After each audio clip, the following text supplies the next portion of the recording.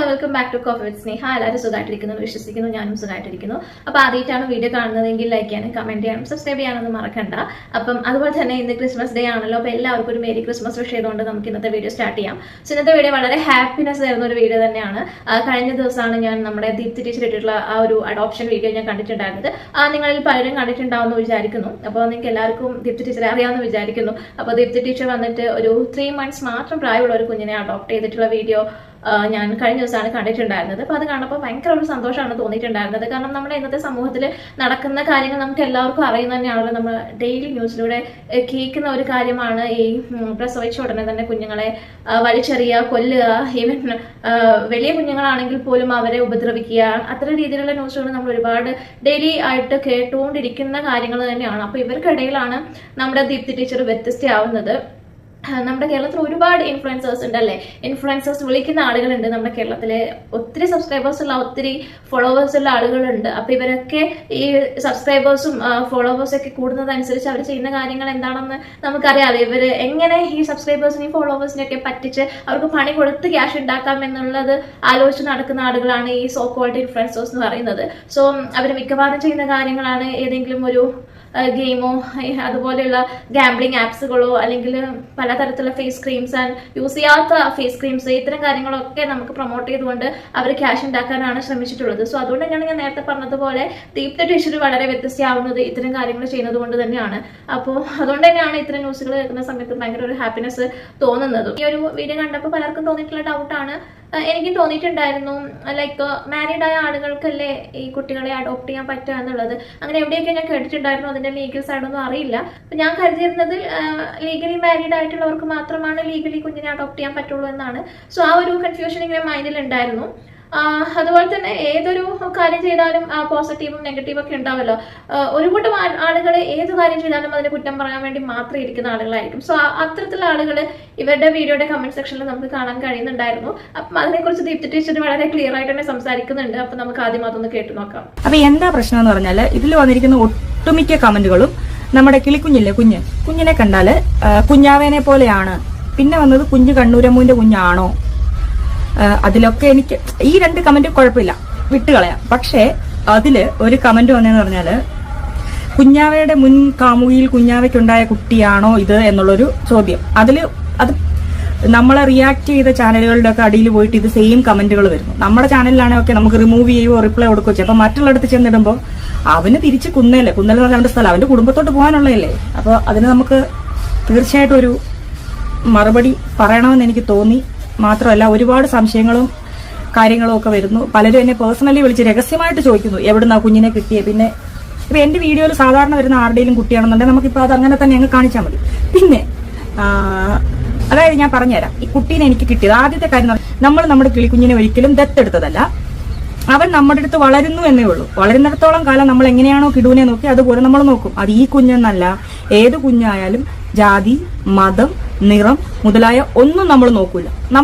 നമുക്ക് കുഞ്ഞു തന്നെയാ. ജീവനുള്ളതിനോടെല്ലാം, അതിപ്പോ ഏത് ജീവിയായാലും നമുക്ക് അതിനോടൊരു സ്നേഹമുള്ളതാണ്. അത് ആരും നിർബന്ധിച്ച് ചെയ്യേണ്ട കാര്യം ചെയ്യിപ്പിക്കുന്നതുമല്ല, നമ്മൾ നമ്മുടെ സ്വന്തം ഇഷ്ടത്തിന് ചെയ്യുന്ന. അപ്പൊ ദീപ്തി ടീച്ചർ എന്തായാലും അഡോപ്റ്റ് ചെയ്തല്ല എന്നുള്ളത് നിങ്ങൾക്ക് മനസ്സിലായി കാണുമല്ലോ. ഇത്രയും നല്ലൊരു കാര്യം ടീച്ചർ ചെയ്തപ്പോഴത്തേക്കും ടീച്ചർ കെട്ടാൻ പോകുന്ന ചെറുക്കന്റെ അവിഹിതത്തിലുണ്ടായ കുഞ്ഞാണോ എന്നൊക്കെ ചോദിക്കാൻ കാണിക്കുന്ന മനസ്സുണ്ടല്ലോ, ഒന്നും പറയാൻ വയ്യ. ഇത്തരക്കാരോട് എനിക്ക് പറയാനുള്ളത്, ഇത്തരം കാര്യങ്ങൾ ചിന്തിക്കാൻ എടുക്കുന്ന സമയം നിങ്ങൾ വേറെ വല്ല കാര്യത്തിനും ചിന്തിച്ചിരുന്നെങ്കിൽ, യൂസ് ചെയ്തിട്ടുണ്ടായിരുന്നെങ്കിൽ നിങ്ങളുടെ ലൈഫ് ബെറ്റർ ആവുമായിരുന്നു എന്ന് മാത്രമേ എനിക്ക് നിങ്ങളുടെ അടുത്ത് പറയാനുള്ളൂ.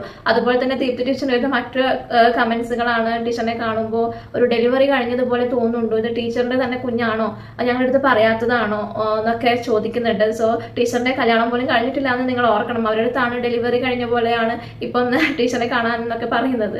സോ എന്തായാലും നമുക്ക് ബാക്കി കേട്ട് നോക്കാം. അപ്പൊ യഥാർത്ഥത്തിൽ എനിക്ക് കുഞ്ഞിനെ കിട്ടിയെന്ന് പറഞ്ഞാല്, ഒരമ്മയും കുഞ്ഞും അവരുടെ ആത്മഹത്യയുടെ വക്കിൽ നിന്നാണ് എനിക്ക് ഈ കുഞ്ഞിനെ അമ്മേനെയും കിട്ടുന്നത്. നിങ്ങൾ കാണുമ്പോൾ ഞാൻ ഏറ്റെടുത്തത് കുഞ്ഞിനെ മാത്രമാണ്. പക്ഷെ കുഞ്ഞു മാത്രമല്ല, കുഞ്ഞിന്റെ അമ്മയും ഇപ്പോ നിലവില് എന്റെ എന്താ പറയാ, വേണമെങ്കിൽ എന്റെ സംരക്ഷണത്തിൽ എന്ന് തന്നെ വേണമെങ്കിൽ പറയാം. കുഞ്ഞിന്റെ അമ്മ വളരെ ചെറുപ്പമാണ്. അപ്പൊ കുഞ്ഞിന്റെ അച്ഛനെ കുറിച്ച് ചോദിച്ചാൽ, എന്തുകൊണ്ട് ഞാൻ അച്ഛനെ കുറിച്ച് ഞാൻ ഒരു വാക്കും പറയുന്നില്ല. കാരണം കുഞ്ഞിന്റെ അച്ഛനും വീഡിയോ കാണുന്നുണ്ടായിരിക്കാം, കുടുംബ പ്രശ്നങ്ങൾ ഉണ്ടാവാം.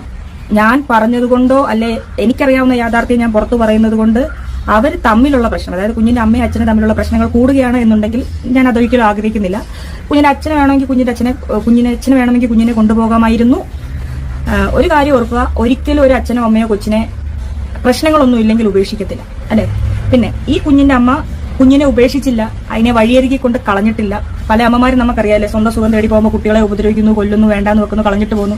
അങ്ങനെ ഒന്നും ചെയ്തില്ല. ജീവിതം അവസാനിപ്പിക്കേണ്ട അവസ്ഥ വന്നു. ഈ പൊടിക്കുഞ്ഞിനെ കണ്ടിട്ട് അങ്ങനെ ചെയ്യാനും തോന്നിയില്ല. അപ്പൊ ഒരു സഹായം എന്ന പോലെ ഒരു കുഞ്ഞിനെയും അതിന്റെ അമ്മയെയും സംരക്ഷിക്കുക, ഏറ്റെടുക്കുക എന്നൊക്കെ പറയുന്നത് വളരെ മഹത്തരമായിട്ടുള്ള ഒരു കാര്യമാണെന്ന് പറയാതിരിക്കാൻ പറ്റത്തില്ല. So I really want to appreciate Deepthi teacher for this, because ആത്മഹത്യയുടെ വാക്കിൽ നിന്നാണ് ദീപ്തി ടീച്ചർ ഈ കുഞ്ഞിനെയും അമ്മയെ രക്ഷപ്പെടുത്തി കൊണ്ടുവന്നിരിക്കുന്നത്. അതുപോലെ തന്നെ ദീപ്തി ടീച്ചർ പറഞ്ഞതുപോലെ ആ ഒരു പെൺകുട്ടി, ആ കുഞ്ഞിന്റെ അമ്മ ഈ കുഞ്ഞിനെ ഉപേക്ഷിക്കാനായിട്ട് റെഡി ആയിട്ടില്ല, അല്ലെങ്കിൽ ആ കുഞ്ഞിനെ കൊല്ലാനായിട്ട് റെഡി ആയിട്ടില്ല. ഇന്നത്തെ കാലത്ത് നമുക്ക് എല്ലാവർക്കും അറിയാം, ഫേസ്ബുക്കിലൂടെയോ അല്ലെങ്കിൽ ഇൻസ്റ്റാഗ്രാമിലെ കൂടെയൊക്കെ പരിചയപ്പെടുന്ന ആളുകൾ കൂടെ പോകാൻ വേണ്ടി സ്വന്തം കുഞ്ഞിനെ കൊല്ലാനും അതുപോലെ തന്നെ ഉപദ്രവിക്കാനും പഠിക്കാത്ത അമ്മമാർ സൊസൈറ്റിയാണ് നമ്മുടേത്. അതുപോലെ തന്നെ ജനിച്ച ഉടനെ തന്നെയുള്ള കുഞ്ഞുങ്ങളെയൊക്കെ റോഡിലേക്ക് വലിച്ചെറിയുക, കൊല്ലാനൊക്കെ നമ്മൾ ഇഷ്ടംപോലെ ന്യൂസിൽ കേൾക്കുന്നതാണ് ഇന്നത്തെ കാലത്ത്. അതുപോലെയൊന്നും ഈ ഒരു പെൺകുട്ടി ചെയ്യാനായിട്ട് ശ്രമിച്ചിട്ടില്ല. ഈ ഒരു കുട്ടി ചെയ്തിരിക്കുന്നത് സുരക്ഷിതമായ കൈകളിൽ തന്റെ കുഞ്ഞിനെ ഏൽപ്പിക്കാതുള്ള ഒരു കാര്യം തന്നെയാണ്. ഒരമ്മയ്ക്കും സ്വന്തം കുഞ്ഞിനെ മറ്റൊരാളെ ഏൽപ്പിക്കുന്നത് സഹിക്കാൻ പറ്റാത്തൊരു കാര്യം തന്നെ ആയിരിക്കും. സോ ഇവിടെ ആ പെൺകുട്ടിക്ക് അങ്ങനെ ചെയ്യേണ്ടി വന്നിട്ടുണ്ടെങ്കിൽ അത്രയും വലിയ ഒരു സിറ്റുവേഷനിലൂടെ ആയിരിക്കും അവർ കടന്നു പോകുന്നുണ്ടാവുക. അതുകൊണ്ട് മാത്രമായിരിക്കാം ഇങ്ങനെ ഒരു ഡിസിഷൻ അവർ എടുത്തിട്ടുണ്ടാവാം. എന്തായാലും നമുക്ക് ബാക്കി കേട്ട് നോക്കാം. ഓരോരുത്തരുടെ എടുത്തുചാട്ടമാണല്ലോ അവരവരുടെ ജീവിതം. അപ്പം ഇനി ചെയ്യാൻ പറ്റിയതെന്ന് പറഞ്ഞാല്, ഇവരെന്റെ കയ്യിൽ വന്നപ്പോൾ ആദ്യം നമ്മൾ ഓക്കെ കൂടെ നിൽക്കാം, നമുക്ക് എന്തെങ്കിലും വഴി ഉണ്ടാക്കാം എന്നുള്ള രീതിയിൽ നിർത്തി. പിന്നെ നമ്മുടെ വീട്ടുകാരുടെ സപ്പോർട്ട് എന്ന് പറഞ്ഞാൽ അറിയാലോ, നല്ല രീതിയിലുണ്ടായിരുന്നു.